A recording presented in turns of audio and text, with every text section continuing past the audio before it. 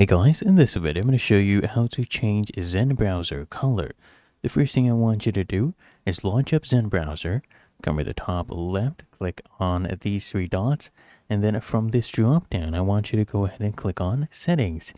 And from here, you'll actually see the General tab. I want you to just go ahead and scroll down, and here you'll see Language and Appearance. Now you can change it from a light mode to dark mode or even other colors. You can also set it to automatic, which uses your system settings.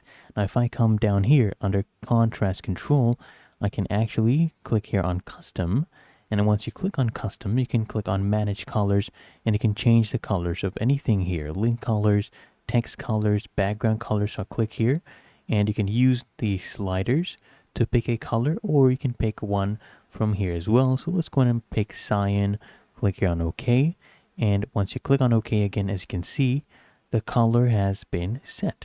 Really that easy. If you found this helpful, make sure you smash that like button, subscribe to Quick Fix.